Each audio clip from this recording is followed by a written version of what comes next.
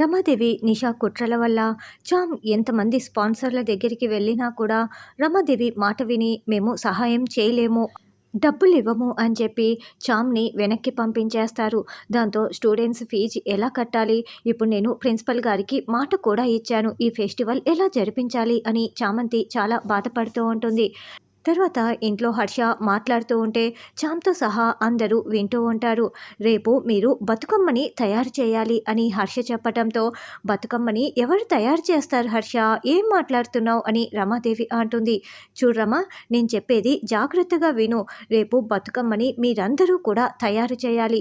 ఎవరైతే చాలా బాగా తయారు చేస్తారో నేను వాళ్ళకి మీరు అడిగింది ఇస్తాను, అంటే నేను మీకు పోటీ పెడుతున్నాను అని హర్ష చెప్తాడు.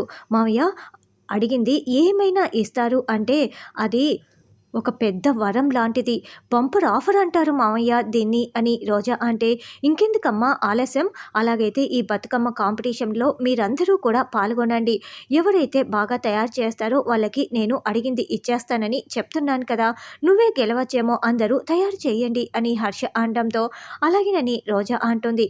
నేను కూడా పాల్గొంటాను మావయ్య అని దీక్ష అంటుంది. అలా చామంతి, రమాదేవి, రోజా, దీక్ష అందరూ కూడా తెల్లవారగానే బతుకమ్మల్ని తయారు చేస్తూ ఉంటారు.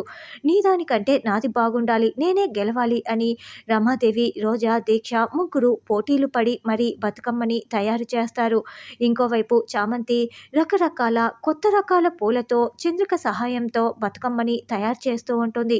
మరి చామంతి గెలిస్తే స్పాన్సర్షిప్ ఇవ్వమని కోరుకున్నప్పుడు రమాదేవి ఎలా అడ్డుపడుతుంది అన్నది రానున్న ఎపిసోడ్లో తెలుసుకుందాం.